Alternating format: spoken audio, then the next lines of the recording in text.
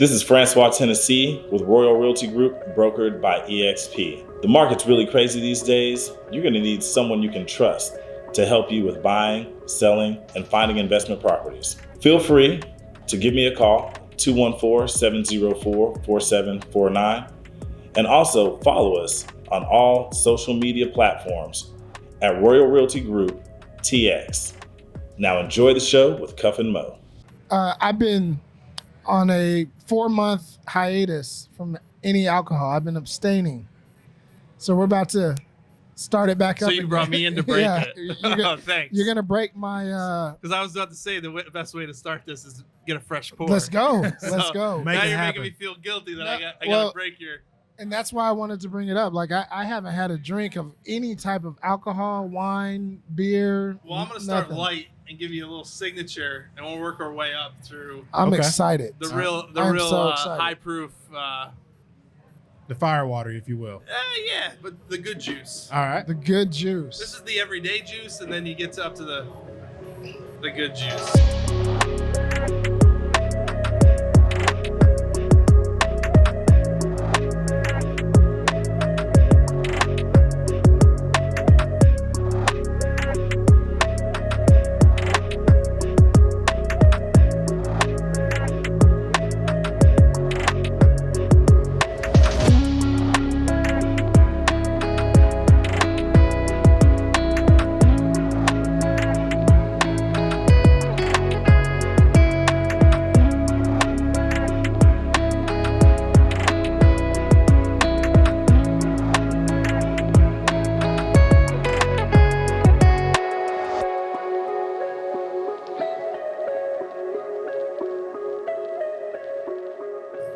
It was going to happen at some point, but what it is. I'm glad that it's happening with you, sir. I appreciate it.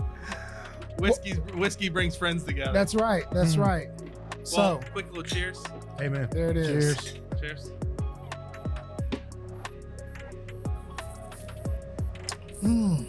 Wow. It's been a long time.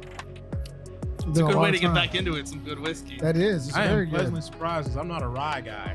Oh, it's good. But that's good. And we can get into why you might not be a rye guy or why, where did rye begin and whatnot. But that's good. It's good juice. Welcome back to the Vision Lab podcast in partnership with Nexum Creative. I'm your host, Ryan Cuffey, alongside my co-host, Mr. Ryan Mosley. The Vision Lab is the official growth mindset podcast for all visionaries worldwide, showing mad love to the cigar community. It's here in the lab where we uncover people's visions and dreams and how those dreams actually come into reality. Folks, it's all about tapping into and becoming the absolute best versions of ourselves through self-discovery, self-examination, and self-actualization. I'm super excited today, Mo. I broke the fast. It's been 4 months and some change. Who do we have on the show today? Cuff, today's guest is a native of upstate New York. He is the brand ambassador for the brand we have on display here, Sagamore Spirits. Please welcome Tim McEvilly to the Vision Lab podcast. Hey, thanks for the applause. I got it right. Yeah. First time no one's butchered my last name since Little League Baseball. Hey, to a great show, gentlemen. Well, thanks for having me, fellas. I really appreciate it. Excited to be here talking about whiskey, of course, and visions of how to get something like this done or just life in general. And, just chopping it up, having a good time over a glass of or a couple glasses of whiskey. All open to all conversations. That's it. So. That's it. So first question, right? Like we're just meeting each other in person for the first time. And I asked you, I said, well, what's your official title? And you said, man, just say I'm brand ambassador. And I was like, and you're like, look, I manage 14 different states. How do you go from, and we're going to get into your background, how do you go from, just the bar and restaurant side of things to like, hey, I just work for one brand and I manage all these different territories. Like, how does that happen? That's a leap. I mean, yeah, it was a big, bold risk a couple years back. I was actually a bar owner and manager and operations and whatnot. And you talk about self-discovery and whatnot, but 16 years later, you kind of get, and luckily it was all before all the stuff that we all just went through. But it was self-discovery. I was indoor cycling, and it was inside the Zinn Dome. It was a place I don't even think they're open anymore. And I realized I needed a life change. And I wasn't going to be an astronaut, and I wasn't going to. I was like, the bar business was changing. the customer was changing and evolving and whatnot. And luckily, this popped up. My guy that I worked with hand and foot, he had some connections to Maryland and connections to the visionary of this brand. And I kind of had a mouth on me, and I was a hustler, and I loved working and loved building something up. And it kind of was a match made in heaven and at the right time. So I stepped away from the bars and found this journey that's been the most amazing 5 years of my life. Don't get me wrong, I love the bar and restaurant business.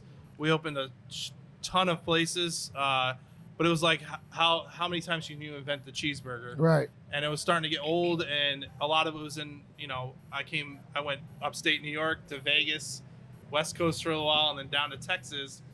And really, we were doing things in a new way, but then everyone started opening stuff, and it wasn't like one place here, it was 10 places in one area, and you're all trying to fight for the same business. Oversaturated.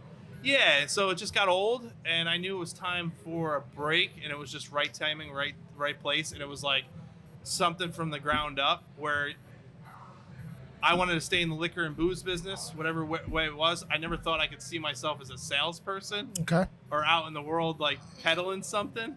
Because I was a social, walk around, shake hands, kiss babies, show people a good time inside of a restaurant, show a good sports game. Henderson Tap House down in Henderson Ave was my place, just places that were exciting and fun and sociable. Now I go to sitting on a plane, sitting in a hotel, and sitting in my truck alone. Of course, you're meeting people all the time, but it's a different click in your brain. But I knew building something from the ground up would have excited my jets again, my engine, and it did. Like that indoor cycling moment where I was like, I lost a ton of weight, got back healthy, and then all of a sudden it was like, here's this challenge, an unknown world, but something that I could believe in. I enjoyed whiskey, enjoyed cigars, it all matched, and then I believed in what was being put in front of me by a serial entrepreneur himself, Kevin Blank, who was Mr. Under Armour, Mr. Maryland. I was going to say, yeah. But it was like, this vision was like, it was like a match made in heaven. It's like, I can believe in this. Because no matter what you do, if you like socks and you believe in socks, go sell socks or go create a company around socks. If you don't, then don't. Like, people do things all the time that make no sense. Where it's, if you believe in it, if you believe in making a podcast, get behind it and believe in it and stick to it and go for it. It's going to be a roller coaster of a ride, but and don't get me wrong, the last 5 years have been a roller coaster of a ride, but we're finally getting to a pivotal point. So it takes years to build a brand. You know what I mean? It takes years. Yeah. Someone told me early on when I first jumped inside, it took Patron 10 years to someone actually to turn into what we know now as Patron. But now they're huge. Not saying, hopefully we get there someday, but it takes a long time for the masses to recognize a brand, and think of so many brands that you wear. Like, let me ask you this: what's been one of the biggest challenges that you had to overcome or endure coming from the bar and restaurant industry to now actually building a brand from off the ground? I mean, it was actually learning to slow down. The bar industry, the bar side of it, you're going nonstop. It's a 10 to 15 hour day on a Saturday because of football or college football or Sunday. It's kind of go, and you're around people all the time, nonstop, where for me the challenge was coming out of that, and now you're going kind of a 5-day work week with events and stuff on the weekends. You're not late into the nights, but you're also I was so connected to the 16 years and the people I know. It was hard to like pull back, and then happy hours became important to me over the midnight hanging out. But it was a challenge to convert myself because I was so used to what I did for so long, doing something different. I know people have done a lot of different things in their lives, but this was my second iteration of myself. You know what I mean? It was, I never, people joke like, so you didn't do anything in between? No, I was with my mentor from 21. I drove all the way to Vegas and opened a place inside the Rio Hotel. It was called McFadden's. And I was with that same mentor for 16 years and then was able to partner and whatnot. But coming to this side was a wake-up call because every morning you're waking up and jumping your truck and you're not going to a brick and mortar and you're going to everyone's brick and mortar, and you're in and out, and you're meeting, and you're not in control of everything because now you're relying on the people believing in you. Where when I had the bars and restaurants, I could wake up in the morning, dictate, okay, these are the sales we need to do for the week. This is the staff we need. I got to get with these managers to coordinate this, and I had control over that. Where this, you don't have much control. When you go into a buyer, they can tell you to get out, and then you just have to have the mentality. You go, well, I'm going to keep going back to them, and I had to learn that. And I learned a lot of intricacies on the bar side that I always said, if I ever came to this side, I'm not going to do and I can rattle for hours, but you would have salespeople come in to sell you in a bar, and they would come in with their bag of 20 products. And my first question always was, hey, what bar are you in? And they sometimes couldn't even tell you what bar they walked into because they were so concerned about selling what was in their bag instead of believing in the place that they walked into and looking for the team that's working there and understanding who you're trying to sell to. Instead, they're just trying to get a sell, or they're trying to, just playing the numbers game. Yeah, check a box off, meaning you don't believe in any of it, Did you find, or are you finding now that you take that approach that it's more beneficial to you as a quasi salesperson? Yeah. I mean, I don't go. Honestly, my trick is, and anyone can people. You go in, you visit 3 times, you hang out at the bar, you belly up, spend a couple dollars, buy lunch, buy dinner, or buy a drink. Sometimes if it has to be another brand or whatnot, and let them see that you're there, and then kind of catch the attention of the buyer. Same with a retail store, because it's both sides of the business, which I had no clue about. Retail's a whole different beast. But the bar side, it's let them know that you give a crap about their place, and you're there. You can say give a damn. Give a damn about their place. Yeah, I told you we don't answer anybody. Say what you want to say. True. We're not answering nobody. That you actually care about their place. You're there supporting them, and you're not just there to be, as I always say, used car salesman, and you're just trying to peddle something. Now, I mean, you said it, we only have rye. We have one SKU, one brand. And that's what I believe in, too. Instead of me walking around with a tequila in the summer, a rye in the fall, and 3 different vodkas, I have one thing, 365 a year. People know me for my red beer, my backwards hat, and 1 bottle of whiskey. And that means more to me because now I feel more connected. So a lot of guys sell a lot of things, and I feel like they can't be connected to one thing or believe in one thing. And I always said if I didn't do this anymore, I'd go back to the other side and open a place. I would never go to another brand because I wouldn't know how to. I like people. I like have reputation and people know you. That's like the guy for Sagamore. That's How in the man? You used to be Sagamore. How can you? Wait a minute. You flip sides? Wait a minute. If I go selling an Irish whiskey, or something else, it wouldn't even make sense. So let's get to it. Why Sagamore Spirits and why rye? So you've got a background with alcohol on all different levels. So why this particular product? Why? So the visionary was Kevin Plank. He, Mr. Under Armour himself. Bill McDermott, their buddies, childhood friends. We have Sagamore Farm, so they were approached a couple times to do wine country. They weren't wine guys actually. He used to visit down here, and I used to have to carry Angel's Envy on the back bar. Oh, That's what he wow! liked. And they were sitting at the farm, and someone mentioned that rye whiskey began in Maryland or had a history in Maryland, and honestly, it just sparked. And knowing Kevin and how we know him is he likes to give everything back to Maryland. He's Mr. Maryland. He believes if he invests in something, it has to be something that brings back to the city and to Baltimore and Maryland, and where it's just like rye whiskey. Rye whiskey history, and we'll fight over it all day with Pennsylvania. It began where the settlers came over, and rye whiskey was rye whiskey at the end of the day was America's first spirit. American whiskey before bourbon and before Kentucky. A lot of people think, everything came from Kentucky. Well, Kentucky was founded like 155, 56 years after Maryland. But a lot of people don't know where Maryland is sometimes. Or, you get to the West Coast and early on people are like, Maryland. You mean D.C.? Yeah, D.C. But it was the history and the story, and he goes, we're sticking to rye. Well, now you're sitting there going, rye, you have to wait 4.5 years so how is money going to be made and whatnot? And there wasn't much concern to that. It was let's get this thing off the ground, and and we have an awesome dude that got it off the ground, Brian Tracy, BT. He's the most unique, fun, loving guy. And he was in the water rafting business in Arizona forever, and he knew Kevin, and he runs all operations and president of the company, and he's been an awesome trip to be with, and his visions are crazy. And but rye became the forefront, and it was like, if we're going to do it, we're going to stick to rye. It's not easy doing that because a lot of people make money on gin or vodka first. Right. Yeah. We had that conversation. We did. With you another, can make vodka tomorrow and Yeah. start selling it. Yeah. That's right. So and then you're peddling something rye that when I had the bars, you didn't sell much rye. It was kind of the back burner. It was old grandpa whiskey. You sold bourbon.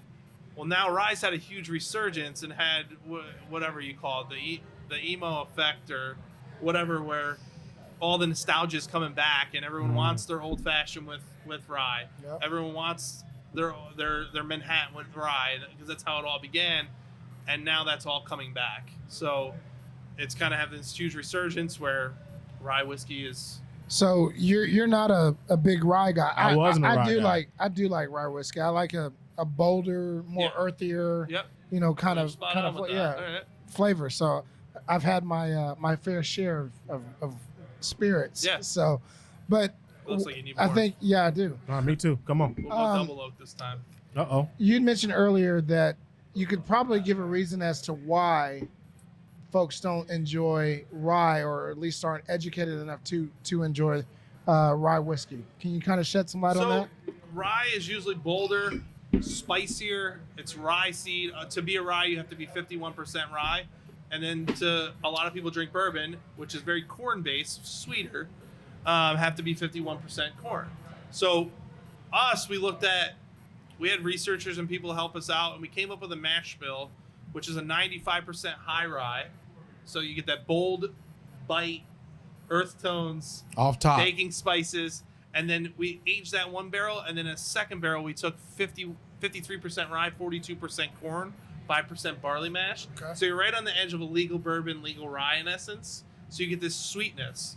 So we age those separately, then blend it together. So now you have this blend that is very well balanced. So you're getting that oomph, that bite, but then you're getting that sweetness to balance out the full drink of it. So Everything that you said as a first time consumer Yep. of the spirit is spot on. I mean, it's that bold, earthy rye, for lack of a better word, flavor, but it's got that caramelly, caramel sweet You got the kind best of of both undertone worlds. Yeah. to it. Yeah. So the first one you drank was 83 proof. Okay. So it That's comes a out of- signature, right? Yep, that's our, as I say, daily drinker, signature flagship.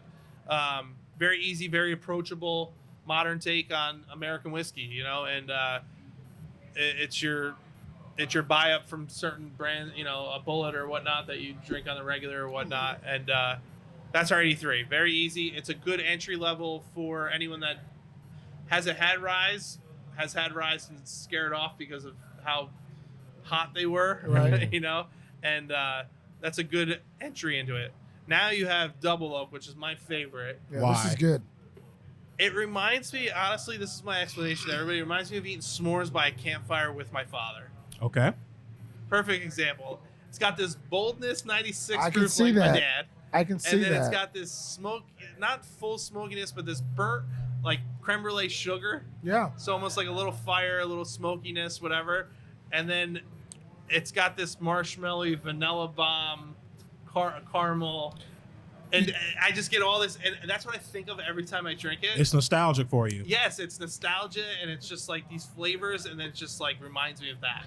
But when you're saying that, and for those that are watching, you can see the spirits, but it is that, like, I can see the marshmallow and the s'more or whatever, like, because I can taste the caramel and it's really, I mean, I think it's fantastic personally. I definitely could see myself doing some damage to one of these bottles. And I like this with a more bolder cigar, not a sweeter cigar. I can taste the campfire. I see where you're coming from. But it's just I like it just on the rocks, or even like a little chocolate bitters in it. It's very desserty to me. But that's me personally. And one thing about whiskey or booze in general, is not one person can tell you what they think it tastes like. It's your own palate and your own journey. So I've heard everything across the board of what they think or what they taste or whatnot. Some people are like, no, this is what you should be tasting. This is, and yeah, there should be those intricacies. Like we have our own, like what it tastes like in general. But when you go to drink it, your palate might not play that the same way, That's you know? right. And I always get frustrated when I hear like people say, no, this is how you should see it. It's like, you no, can tell me what my taste right. buds taste You like. could drink it and go, I had one guy go, it tastes I think it was the signature. This was years ago. I taste Pop Rocks, and I'm like, all right, like cool, man. Now, who am I to tell you you're wrong? Yeah, I'm not gonna tell you you're wrong, but when you start, if you drink whiskeys are so unique in their own right. Like I feel like vodkas go one way and tequilas go one way. There's not a lot of profile to them. Where whiskeys, you can dive into a whiskey and get lost into it, and you know the complexities. You know, and then once you develop your palate, you can be like, oh, this is why. It's just like Scotch drinkers. I was never really a big Scotch drinker, but I enjoy it. Like I enjoy Belvini, you know, smoking cigars and whatnot. Yep. But yeah, Double Oak is my favorite, and it's only because that's what envisions in my head every time I drink it. And of course, I like desserts, so I just get this. So daily drinker, and then this is my favorite, and then we'll get the cask here in a minute. But So you mentioned a couple times cigars. Obviously, you're smoking one tonight. How do these pair with cigars? good, because I think you're getting all those flavors. Depends on what cigar you're smoking, but if you get that that leathery or that herbal, you know, I think you got to pull what type of cigar you're smoking. You know what I mean? Or if you want those sweet cigars to balance more well, because you get a little rye pop out of this because the water hits it stronger. I like a bolder, not sweeter, because this is already sweet enough. Where then this, I want a sweeter cigar. You know. A little bit lighter. Yeah, lighter, because this is already bold enough. Right. So, give me the bold and a little more straightforward, chocolatey leather kind of cigar. Where this, you know, I just want lighter, a little more flavor. Gotcha. I see the whatnot. Maryland influence of these Maryland flags on the Yeah, neck so of the this bottle. is all Maryland flag. Pay homage to Maryland. The Three Diamonds pays homage to the Vanderbilts, which is one of America's first families. Great school too, by the way. Yeah, there you go. There you go. Hold on. Is that where you That's went? where I went. Okay, I thought that's what he said. Yeah. Well, there you go. Yeah. So that pays the Three Diamonds. Sagamore Farms was once Vanderbilt Farms, which we had thoroughbred racing on. Now we make all of our own grain on the farm, and really it's more to have more concentration on the whiskey, but also it's paying homage back to Maryland and the original farming roots. Like, that's the one thing about I think we're doing differently is all about community. It's all about the city of Baltimore. Kevin's big with that. You know, it's given back to a city that has revived itself, and it's gorgeous up there. And I always say, like, it's funny. So I was supposed to be married before, but we had to cancel because Belize was crazy, whatever. We moved it to Austin. It's coming up, and I had my bachelor party, and the guys are asking me, hey, where do you want to have your bachelor party? I'm like, they're like, you want to go to Vegas? I'm like, no, I lived there for 6 years. I'm good. I'm good. I've I done traveled to these states. I'm good. Let's go play golf in Florida. Then it was like a cluster trying to get that figured out because everyone's from New York. And then at the time, last August, there were still bands and whatnot. So I was like, why don't we go to Baltimore? I go, we got the distillery. There's some good golf. You got Fells Point. You got Camden Yards. Yeah. that. Oh yeah. And everyone from New York is like, we're going to Baltimore. What? What is? And they were saying Baltimore, you know, whatever, you know. And I'm like, yeah. I'm like, I promise you. And this is me. It's my bachelor party. I have to sell this. And they got there, and on the Chesapeake Bay, they're like, this is the sickest idea. And we had a great 4 days. Playing golf, going to Camden Yards, Fells Point, the Pendry Hotel, our facilities, you know, going to the farm and the distillery itself. Like, it's magical. Like, and the city has revived itself, and it's like people forget some of these cities, like, they've come back from whatever circumstances and Right. whatnot. And I think we're a big believer in putting that all back. We have, you know, between community events and building up downtown Baltimore and Maryland itself. And it's really, we say all the time, we're building a global passion for Maryland style rye, which was once a category, but we want everyone going, hey, rye whiskey, they speak Maryland. It doesn't have to be Sagamore, but they say when, like, bourbon, you think Kentucky. Right. Not all bourbon happens out of Kentucky. I mean, there's whiskey all over the place. As we found out, thanks You know, to Mr. Dan Garrison of Garrison Brothers Bourbon. There you go. Kentucky pulled the wool over everybody's eyes. Right. There's great whiskeys in Texas. You know, Kentucky, yeah, they have a lot of history and whatnot, but anyone you talk to, even the last 5 years, it's like, oh, you guys from Texas, or are you from Kentucky? And you're like, no, we're from Maryland. And they're like, and you're just trying to get that story back and that storytelling back. So that's kind of what we're trying to do, you know. So on your shirt it says 63? 1909. 1909. So, but obviously this has not been around since 1909, right? Nope. On the back of our bottles, there's a little spring house. It's where we source all of our water from. So it's on the farm. It was an old aqueduct where water comes up, and that's how we proof down all of our whiskey. So we pay homage to that in the front of our bottle. That house has been it's literally a well that it's a house built around it. University of Maryland has used it for testing for a very long time, and it bubbles up out of the floor. There's an open floor for tours now, and you can see the water bubble up. Right. And it stays at 52 degrees year round. Wow. Oh, wow. One of the guys jokes all the time because we're like, why 52 degrees? And this was early on, even myself. And they said, well, Ray Lewis was at the farm one day, and he was like, if you're going to tell people on the tour, it better be 52 degrees. I don't know if that's true or not. That's but, good. You know, having UA behind you, you know, a lot of guys have flowed through there. I mean, it's pretty cool. But Yeah. we are our own separate company. It's Kevin Plank's passion project. It's all of our passion, you know, and then there's that big conglomerate over there that is great. And sometimes you wish you saw someone famous that swings a golf club that, you know, wins some tournaments here and there. I won't name names, but Yep, that's right. or athletes, you know, one plays on an NBA team, you know, that it'd be cool. You know, we've seen something with their mask on. We had Under Armour mask with Sagamore, so like you'd watch some of the interviews and during the whole thing, and you saw them on the red one, and you're like, oh shit, that was the first time. That's the first time, you know. But we can't, you know, we're Sagamore Spirit. We're our own world. We're just fortunate to have awesome supporter and someone that believes in us and the brand behind us. So, yeah, the bottle's unique to us. Like, when we first started, it was a tall, skinny bottle, and that lasted, I think, a couple weeks. And this bottle was hard to put together, but it's an old Prohibition style bottle. So, we believe the bottle, the label, it all works hand in hand. It's all bold. We don't shy away from the word rye, where if you go into a liquor store, a lot of very letters. small, or the green coloring, which means there's no history to that or whatnot. But we call this the Chevron logo, and we have an awesome marketing team behind us with Marcus Stevens that he had a lot of hands in that little emblem that's on your hat, and this is just smart. You know, you said you came from like marketing and whatnot, like. It was smart placement, and it all meant something at the time, and whatnot. So when officially did Sagamore Spirit actually come out? So we're going on. Oh, actually, our 5-year anniversary is 2 weekends from now. Oh wow! Congrats! At the distillery. Congrats to Sagamore Spirits. The distillery opened 5 years ago, and then we started pulling whiskey and getting things going about 2 years before that, 3 years before that. So.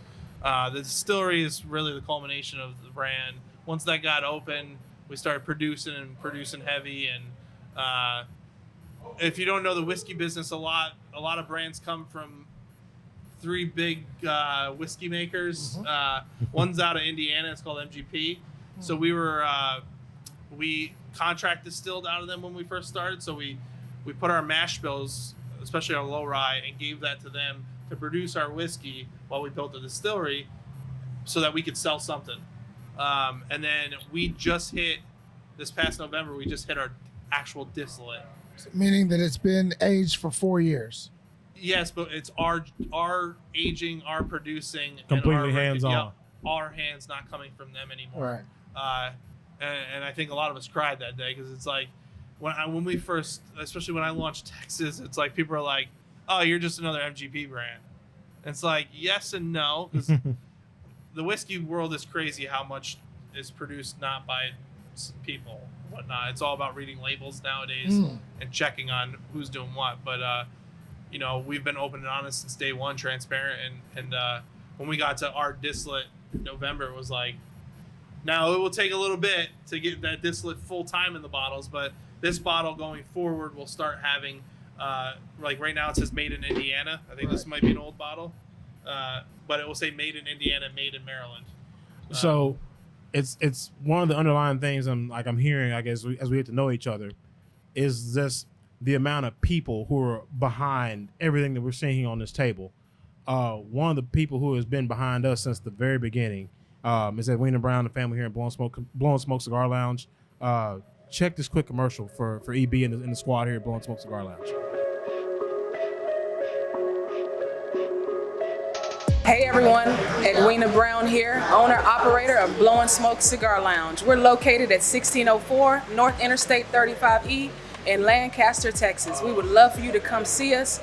We stand on the 3 C's, which are cigars, our community, and our culture. Cigars, we have over 300 SKUs in our humidor and it's still growing. Come check it out, a massive humidor. We also love our culture here, which we're about customer service, as well as community, which is why we're excited to partner with the Vision Lab podcast. So come check us out. Thank you so much, EB, for your support. Thank you to Jacoby for introducing me to Tim. Like, it's just been a great relationship since we started this show. What, 2018? We first sat down, started planning everything out. Yeah, they've been with us since day one. It's been awesome. It's funny, Jacob. Like I met him from another guy at a liquor store. Really? Yeah, so it's just intertwined that way. Hey, DJ Too Clean. We gotta love him. There you go. So I'm gonna switch gears back to you, right? So you make this transition from the bar and restaurant side of things to now, like, I work for one brand. We do rye. Period. Inevitably, like, there's got to come like a fork in the road or you know, a moment in time where you're like, this has got to work. When did you know this is gonna work? Like, I made the right choice. Yeah, on a personal level. I think I'm still. It works. It works. It's about what you put into it every single day, and there's a lot of brands that don't have to stand out there on a Friday, Saturday night right now because the numbers just come through on a daily basis. The cases are ordered. You walk into a bar, someone's calling that brand out immediately. You know what I mean? You know what you're walking in, and a lot of it is the mainstream brands and whatnot. You still got to be out there.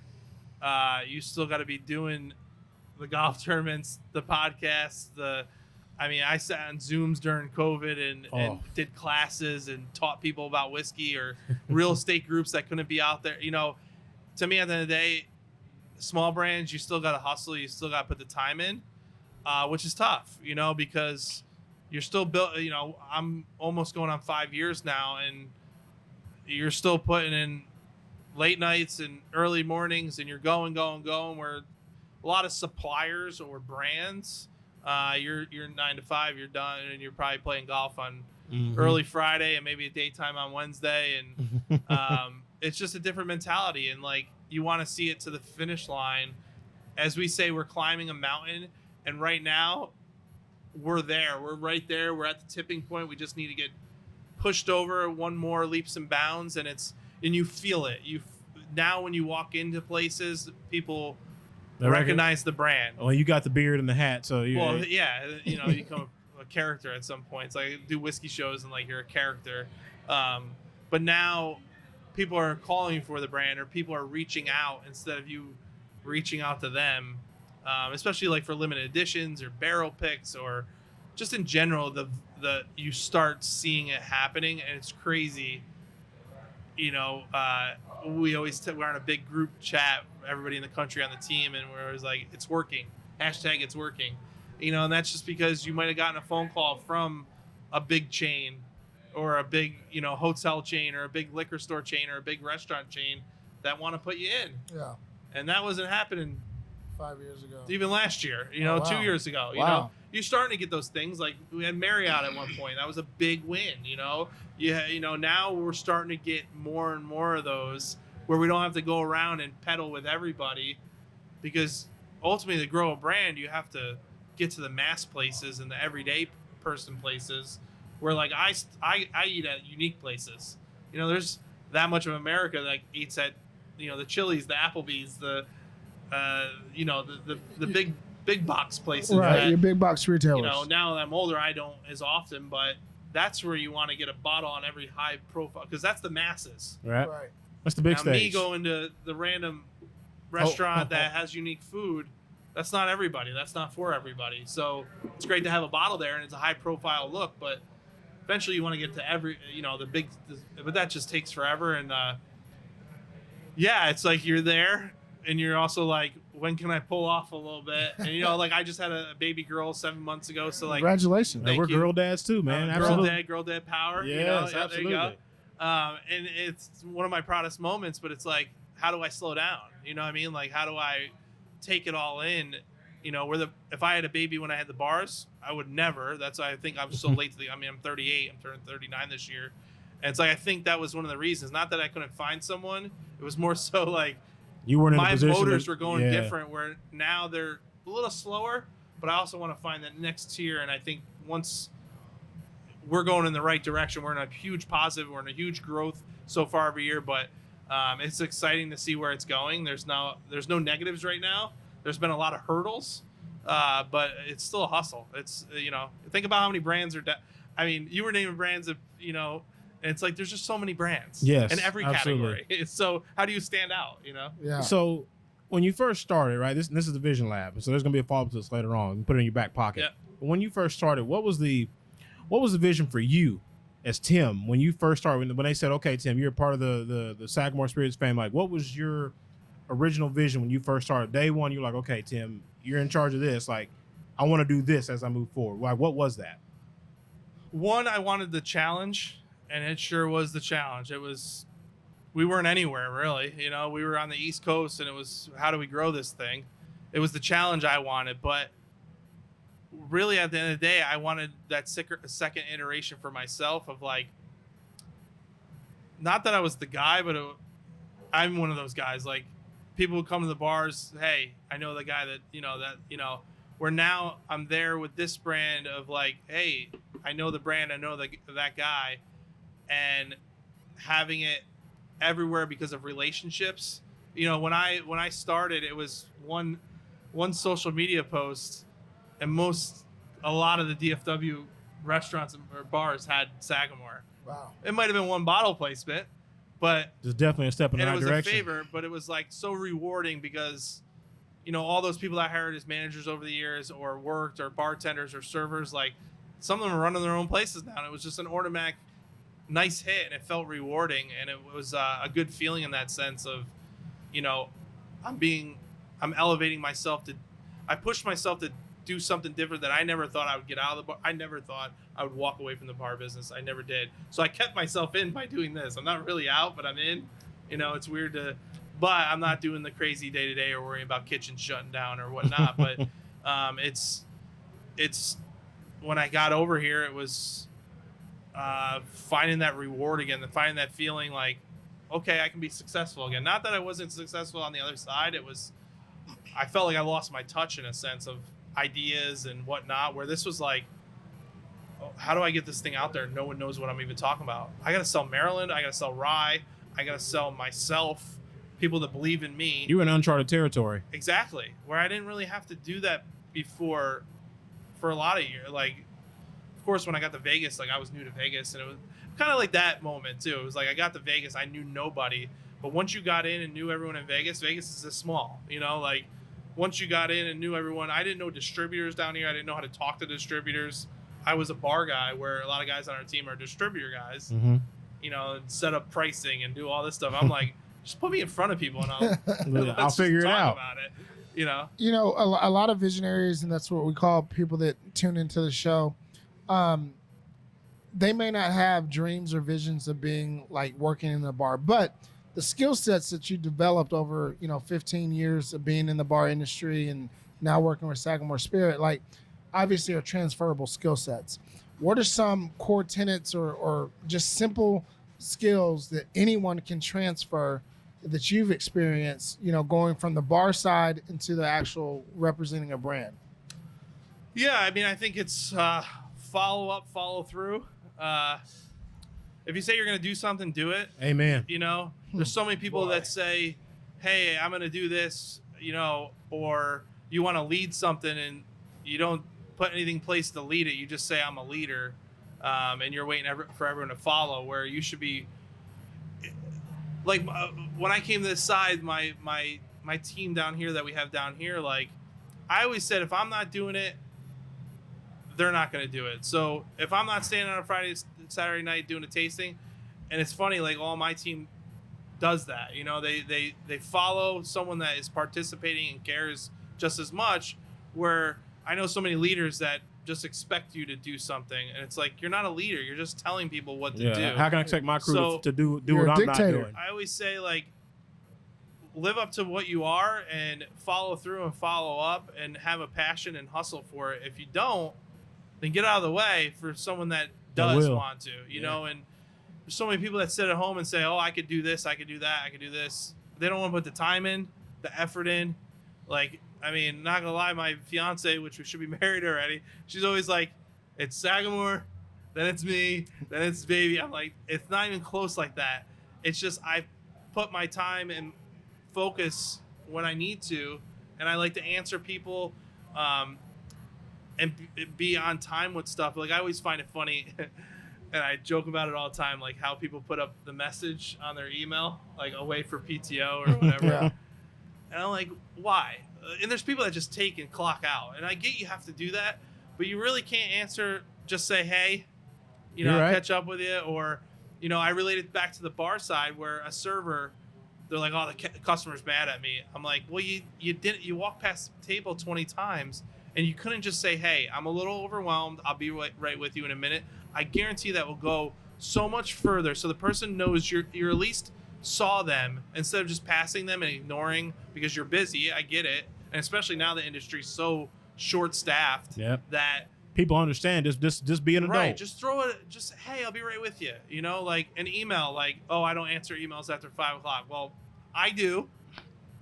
Whether I don't answer in full, I'll say, hey, I'll get back to you in the morning, but here's a couple of my thoughts, just so I know I recognize I got their email or I got their thing. Treating a person like a human being. Yeah, and just, respecting their work and respecting my work, where a lot of people just don't respect each other or don't want to put the work in and then expect all the glorification from it.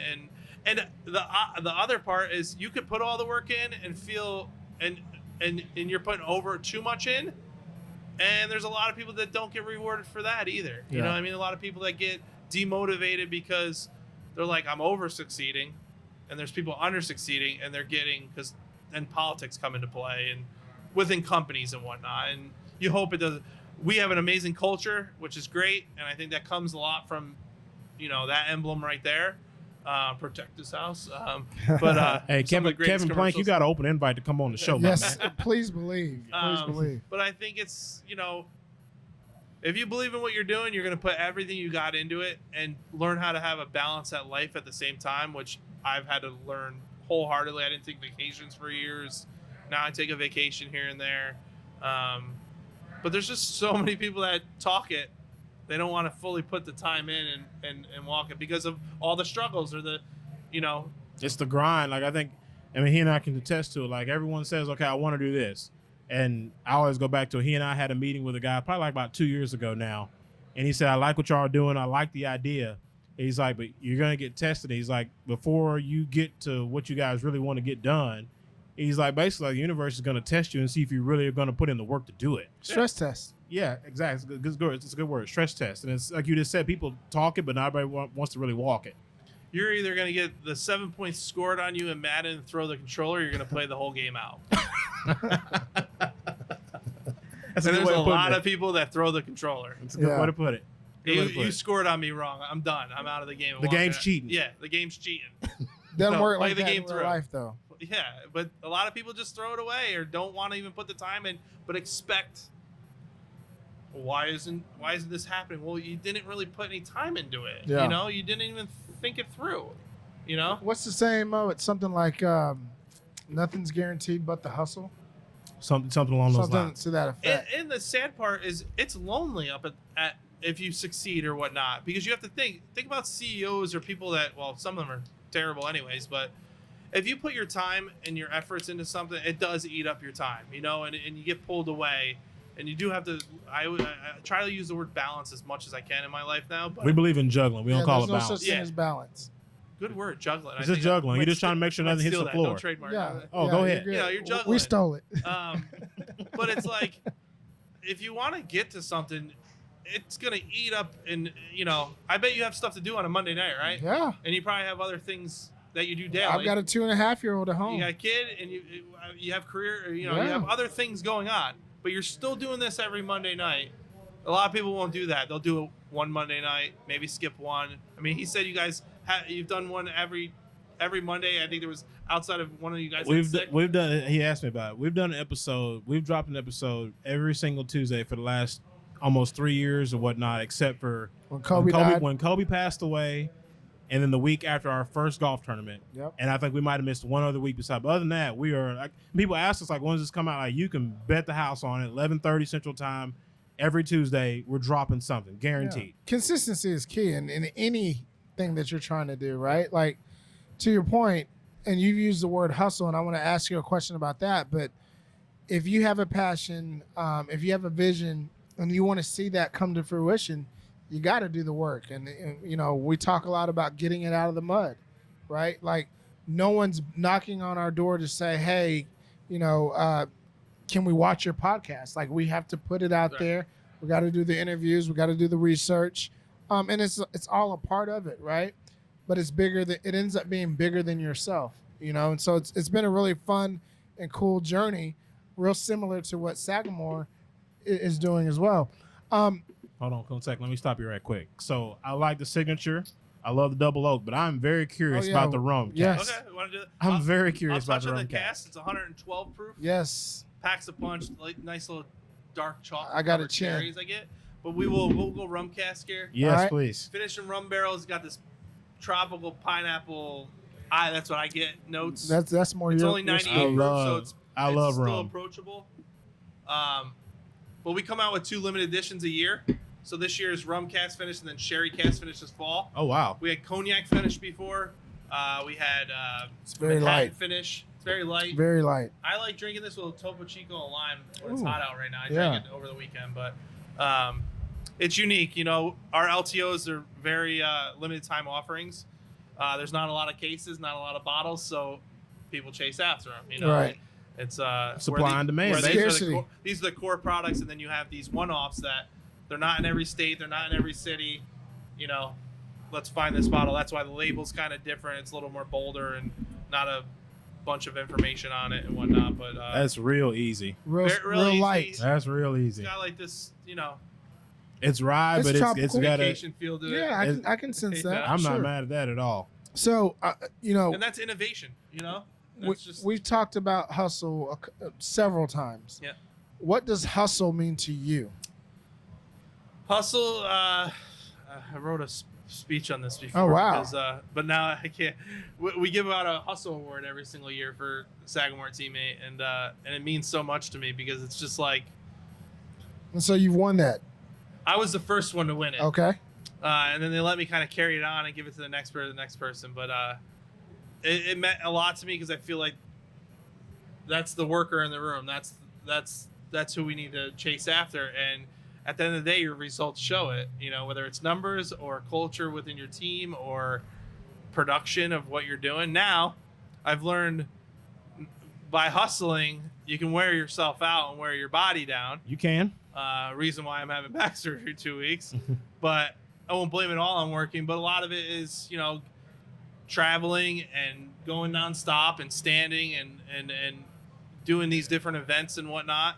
You wear yourself out. So I think there's a healthy way to be a hustler, but hustling is it has to be in you. You have to be a passion for it. You have to live and breathe it. To me, on a Friday night, taking 3 hours to go BS about whiskey and talk to guys similar about it, or on a Monday night, that means the world to me. And some people aren't going to put that time. When 5 o'clock hits, they're done for the day. Where me, I'll do anything to keep going and try to learn how to balance it. But it's putting your time and efforts in the right spots. Not all the time, but as much as you can. Where did that spirit, that hustle mentality come from? My father. He had years of. That's what he did. He worked two different companies, 30 years and 30 years, and And then sports, if you weren't hitting the gym or getting there early enough, you weren't starting or you weren't shining. And the guys that weren't doing that were the ones that were complaining. And I've hustle solved that for me. If you outworked the next person, which comes with negative sides and positive sides, you win and you grow. But there's a sacrifice involved, right? But there's people that look at you too. If you're the one that's, I use an example. My brother, he works. You're messing up the bell curve, aren't you? Yeah. My brother told me a story because he's just like me, my oldest brother, and we're from New York, so I won't tell you where he works, but he works for the state. Okay. There we go. There you go. And he works in the comptroller's office, pretty computer, whatever.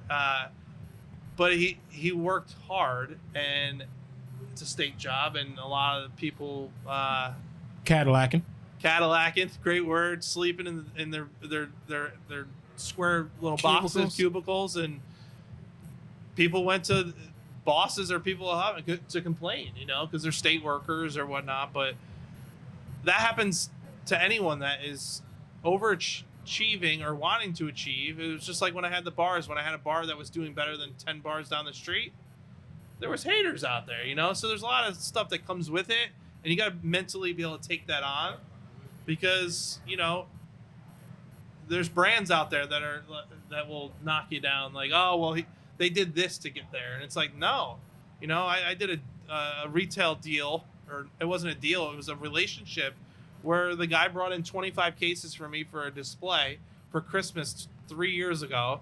It was kind of when we first started going down here, and you heard whispers of like, oh, they must have went in and bought all that or paid the guy. And it was like, no, honestly, I stood in this guy's store because I felt this connection with him. And it was like, wherever I could get a win at the time, I was hanging as much as I could, because it's hard when you're a small brand because everyone's turning you away. Yep. So I stood in there every Thursday night for probably about 6 months. I always kept Thursday locked at this place, and I would stand and do a tasting.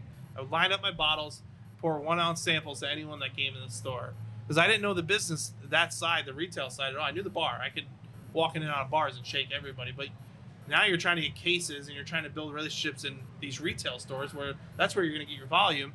And I stood in there every Thursday night, and that's what I mean by hustle. It doesn't mean you have to be running and can't breathe because you're just working so hard.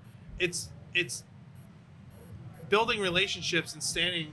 That Thursday night has gone so far for me after 5 years, because of that top retail buyer has now spread the word, like, this guy's worth working with, and that's what it took, and the amount of business I've gotten from him over the years, and then what it's spread to, just because I didn't know what to do. So I also was just like, this guy's being cool to me.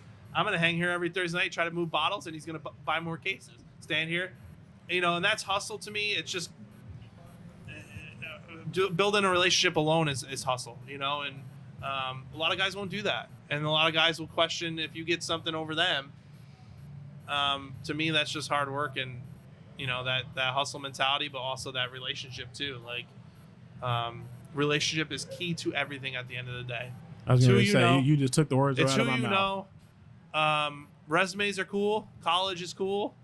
I think a lot of us have bills still from college. At the end of the day, it's relationships. Like, I got a psychology degree. I guess I use psychology. You do. In essence. For sure. But I also worked in the bars, and I met my mentor through the bars and worked for him.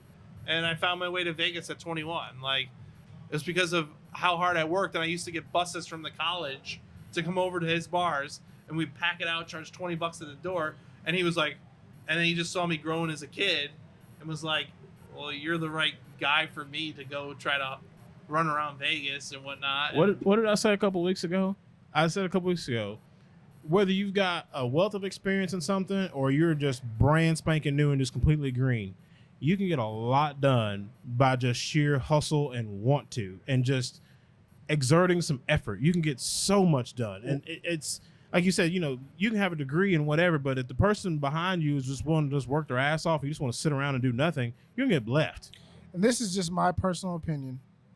If you don't have a specialized degree, like you're not a doctor, a lawyer, psychiatrist, or something to that degree, engineer, Yep. right?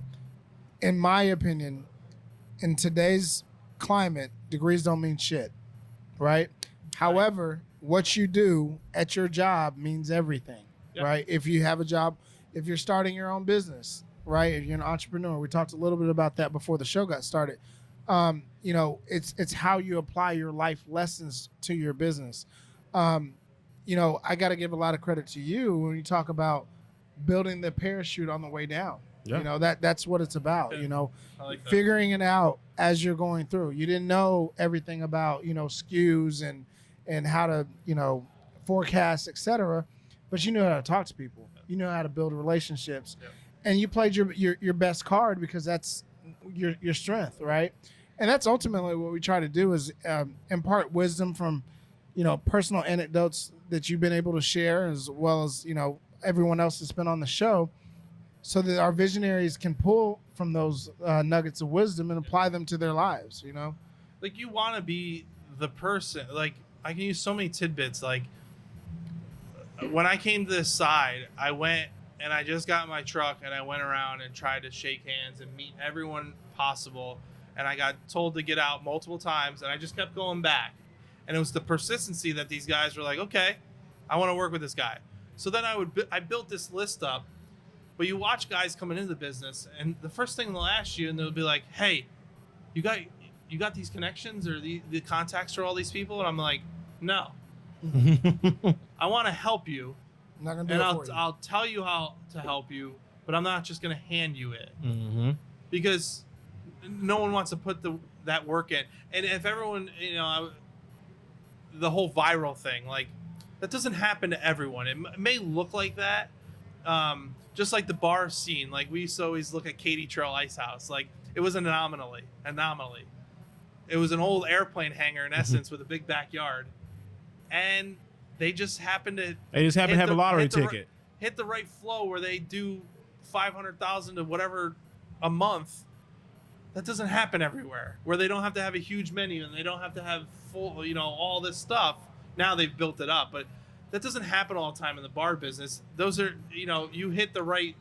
We did multiple concepts where it didn't hit, and then we had Henderson Tap House, and we did an elevated sports bar, and at the time Dallas really didn't have that, and we put garage doors on the front of it, and it felt like you were inside and outside, and we put tons of TVs, which a lot of people were doing, and we upgraded the cocktails and the food, and at that time there wasn't a lot of that, and boom, we hit gold, where we could have hit gold with other things 1,000 times over, but it just didn't strike. And now social media dictates where business goes in general, but everyone wants it handed to them, or they want to go viral, just like a brand. There's a lot of celebrity brands now, Sure. Oh which my gosh. you must see. Yes. And that doesn't mean the stuff in the bottle is actually good. It's because of who's behind it, and it's going like crazy. So it's like, here you are on a Friday night standing there hustling a bottle off a table, telling your story and selling the brand. And this guy, which God bless them, they're celebrities, Slap their name on they it. get and, cases flying out the door, and the store owner's going, well, this stuff is selling like crazy. I'm like, well, we're not, I love The Rock, but he eats his French toast with Terramana every morning, which is great. But everyone's going to go buy that. I have. Rock's eating French toast with Terramana. I'm eating French toast with There's Terramana. a bottle of Terramana in my so cabinet right now. It works. And then I'm a big UFC fan. You see, like, McGregor come out with a whiskey, and I'll never forget it because I still had the bars at the time. Proper number and 12. The first time it came out, the labels were like sideways, so they just threw the bottles together so fast because he was get fighting. them out the shelf as far that as was one of his soon biggest as fights possible. ever. And he's billions, tons of money and millions of cases, and like, we're fighting to get where we're at the right numbers for the brand where you should be, but over there, but you can't relate to all of that. Those are spark plugs, like. Yep. And people try to thrive for that now, and you just can't. Like, oh, all of a sudden, the podcast should have this many followers tomorrow. That happens to certain podcasts. You're waiting on lightning just to by strike. lightning, yeah. And a brand, we should be at 1 million cases tomorrow. That's lightning in a bottle, like. And at the end of the day, you're either pushing it yourself and growing it yourself and hustling, you know. So, first of all, well, you just spoke about. I'm gonna get to this point here. You spoke about answering emails and phone calls. We can attest. You answer the phone. Yes, he You does. answer emails, and to pull the curtain back even further, we were supposed to do this a couple of weeks ago, and to this point, this guy called me like a couple of days before he went in for like a day procedure on his back, and was like, "Hey, I'd love to do it on this date, but just being honest, I'm having a procedure done on my back. Like, can we reschedule it?" Versus you calling me like 3 hours before you're supposed to show up, Which like has some people- happened. yeah, which is some people have done. Like, hey, it's we're supposed to be here at, time XYZ, and I get a call 45 minutes. Oh, I can't make it. So to your point, like the way you've handled us, right, is in the short time we've actually known you and whatnot, we appreciate it. We have reached the part of the show we call landing the plane. Okay. So imagine yourself at a round table similar to this. There's Sagamore Spirits on the table. You get 5 other seats. You're number 6. There's 5 other seats at the table. Who do you want at your table? Dead or alive? Doesn't matter. Who do you want at your table? Who do I want at my table? Yep. Wow. I told you this wasn't a normal podcast. Well, number one, my dad. Okay. It's fine. Is he 100%. living? Yes. Okay. He's like a hippie in Florida now. But he was such the strongest dude. But yeah, my dad. Who would I want? Oh, that's tough. Yeah, why we that's why I asked. asked. That is tough. I could answer everything else. Now you guys got it. Yeah, you were on fire, man. Rolling. And I was like, let me throw this in front of him. Who would I want? You got 4 seats left. It's you and your That's a dad. lot of seats. Yeah. Dead or alive. Some- Celebrities, famous Somebody's gonna historical be left figures, doesn't out. matter. Dead or alive. Who do you want your table? Can't please everybody. I would probably go Jordan. Okay. Okay. For me growing up, that was every bit of work hard, possibly athlete wise. Him or Jeter at the table, but we'll go Jordan for an athlete.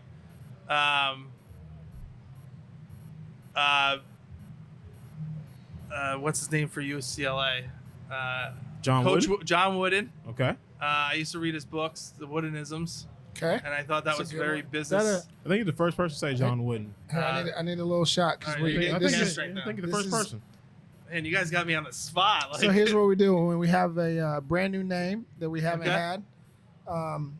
We take a little well, sip this is cast strength, so Be careful. to John Wooden. Uh-huh. okay. So Jordan and Jeter were John Wooden. Okay. So you got your dad, Jordan, and John Wooden. You got 2 more slots.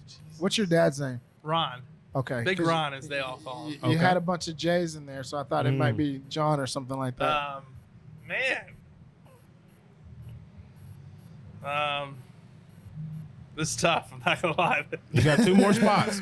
Give me some. Give me, I mean, hey, you can have a cigar. your There's Under Armour? there's food on the table. Like, whatever you want to do. It's your table. Look here. well, of course. I mean, But he's talked to him, though. yeah. He's talked to his dad too. What's gotten me through so many things, I guess. High school football coach, I guess. Okay. That's 4. One more. That was a big part of it. I think we lived as gods back then. I Yes. think, we were pretty good ball players and teams were thriving. I think we all want to go back to those days. Man.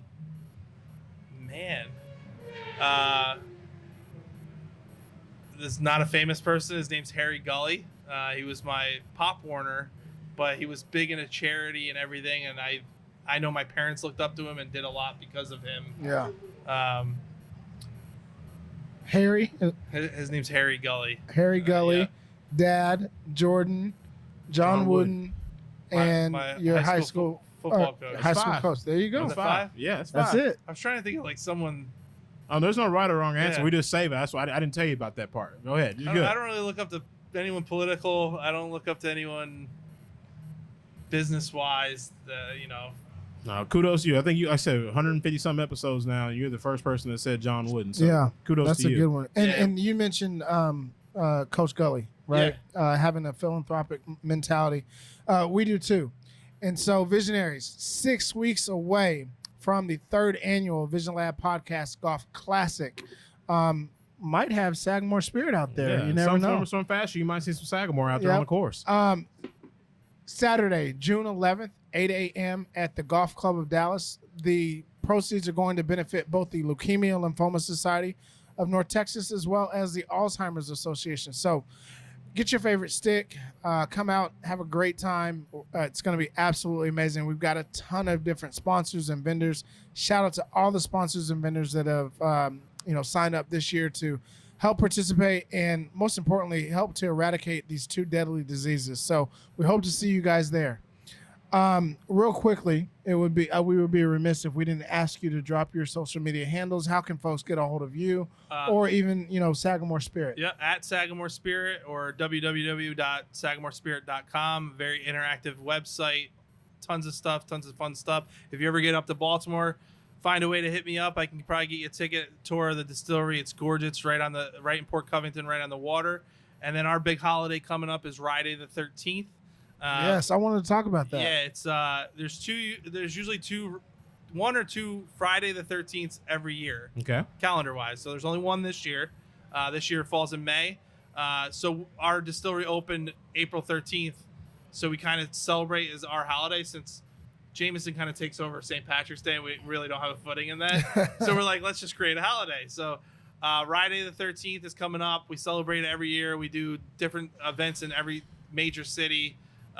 Here will be Houston and Dallas, and we put some efforts behind that within the bar and restaurants, and run specials and whatnot. And then for nationwide, we do a giveaway. It's called Rye Treat, and you can sign up through our website. And it's a trip to Baltimore. You stay at the Pendry Hotel, unbelievable hotel. Look it up. You go to the distillery, take a tour to the farm, take a tour, and you get this immersed experience into Sagamore. It's called Rye Treat, so like a retreat. You can take a lot of one-off blunders of rye, but Rye Treat is what it's called, and it's amazing experience. You can win that for this year. You just sign up and go to our website, www.com, and everything else is at Sagamore Spirits. So follow us. We're a fun brand, and so we got a little less than 2 weeks away for Rye. What's the name? Friday the 13th. Friday the 13th. Yep. So visionaries, make sure you guys go to the website, register, and participate. Where can our visionaries find these wonderful bottles of spirits? We're in all major stores: Specs, Siegel's, Goody, Total Wine. Everywhere where liquor is sold. Everywhere, pretty much in Texas at this point. I always say go support the indie guys.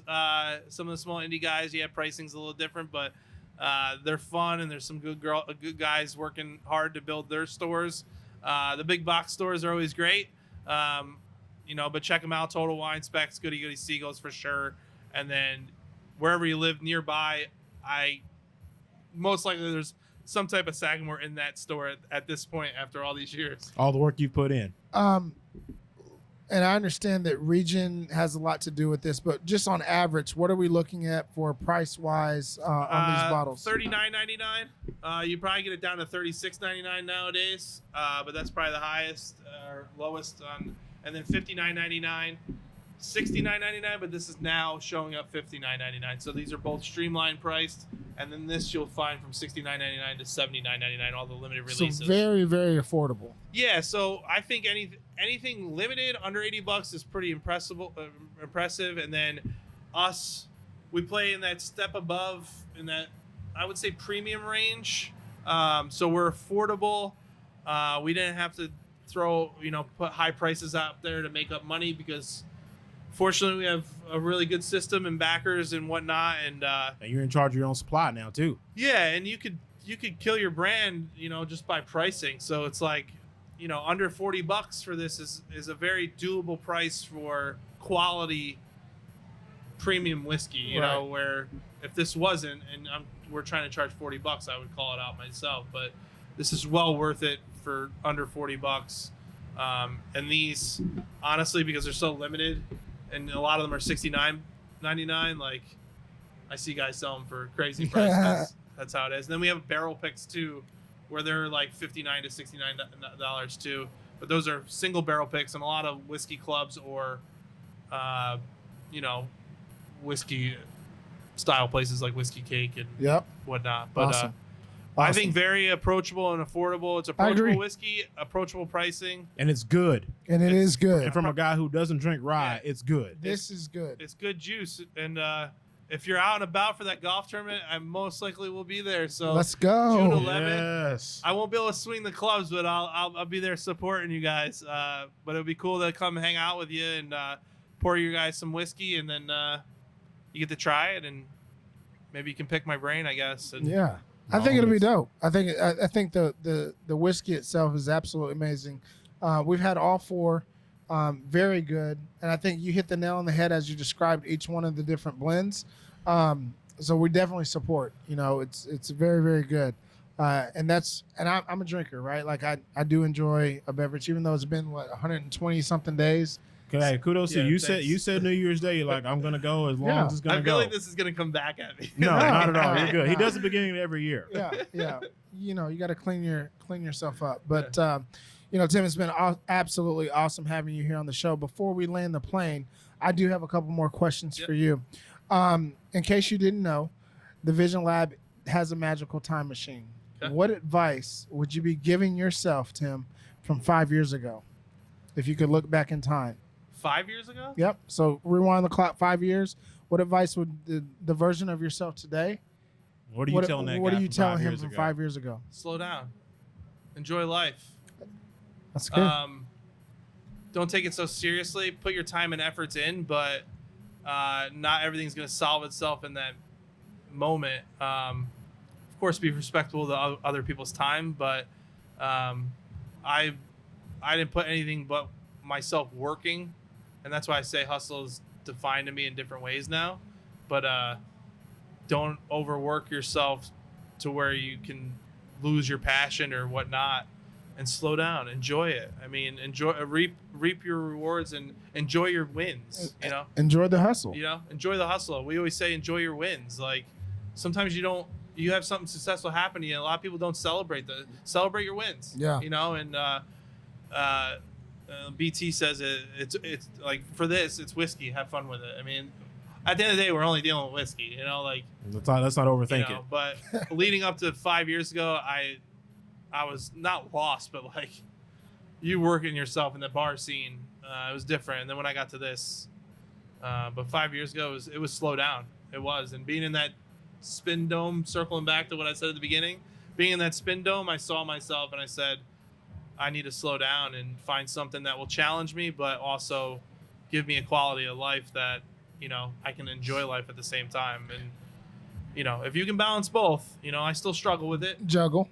Juggle. I'm stealing that from this. Yeah.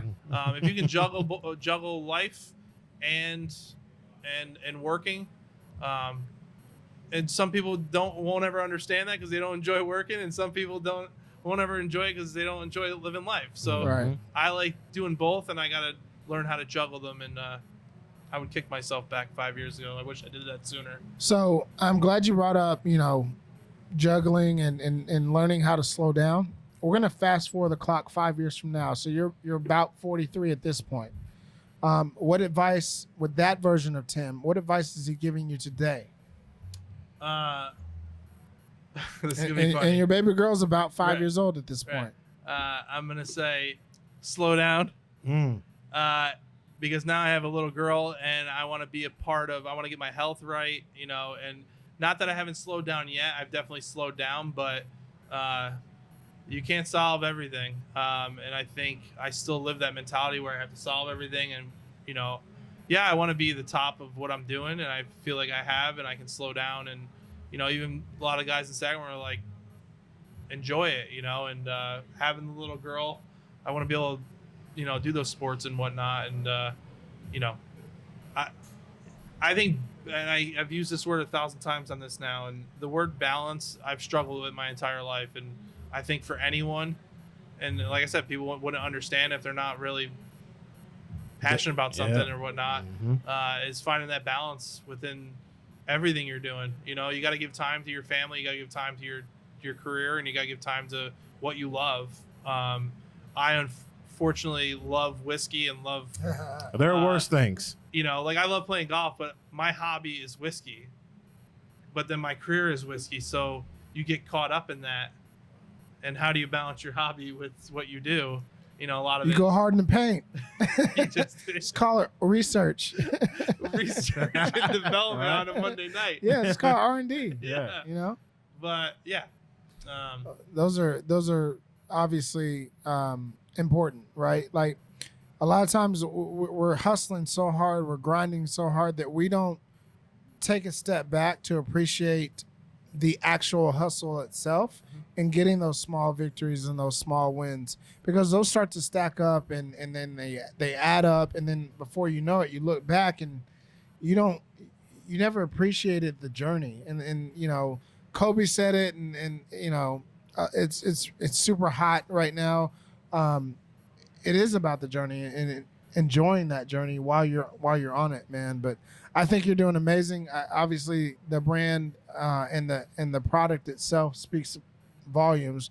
I am a fan, and this is the first time either one of us have had it.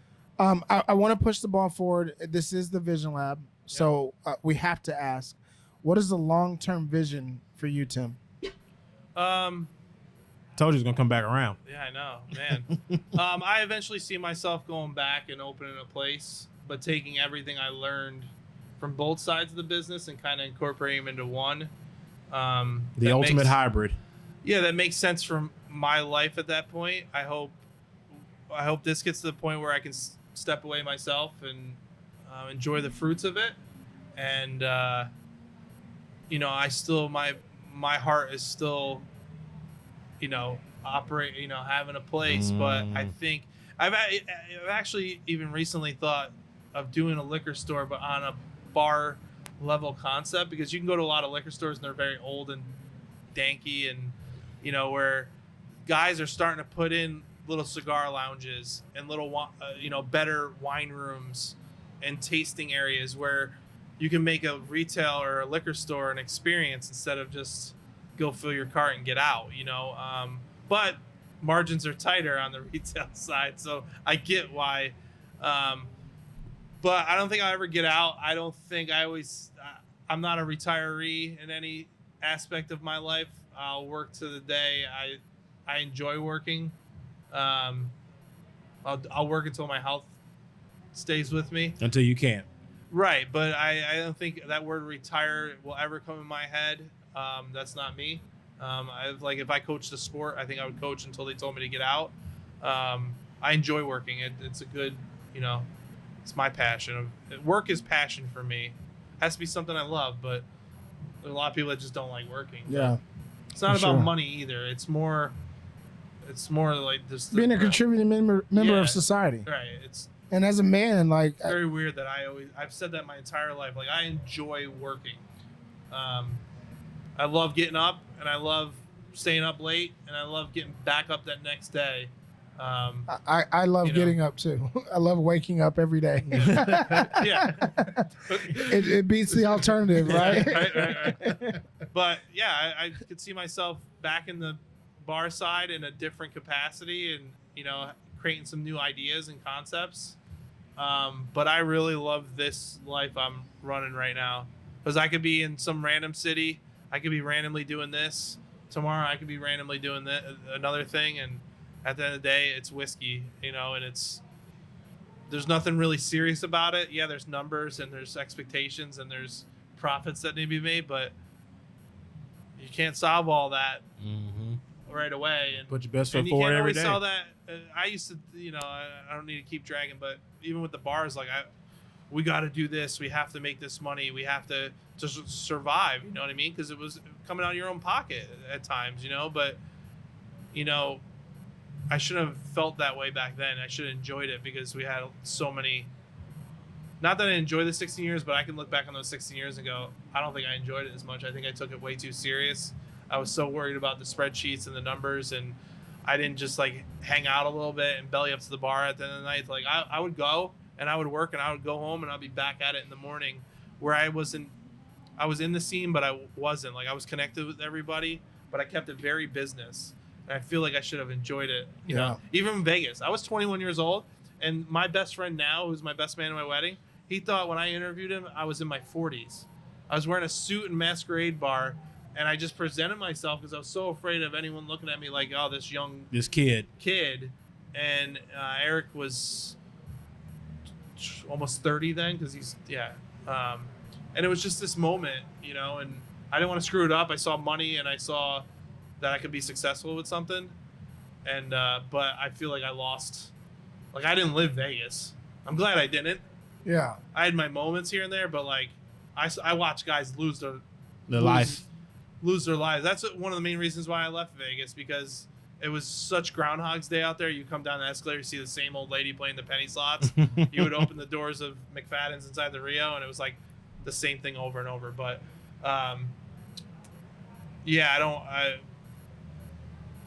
just a lot of changing moments for that.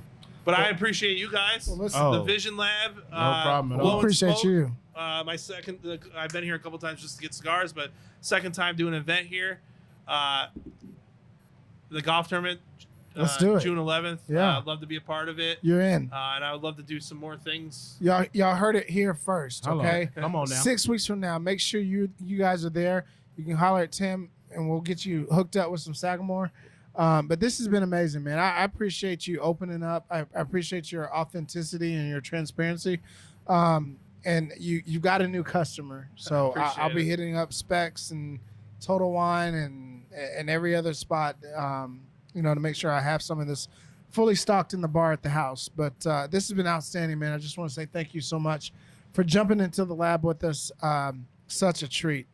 Remember, visionaries, each one of our guests are dropping nuggets of wisdom here on the Trail of Life. Ultimately, it's up to you to pick them up.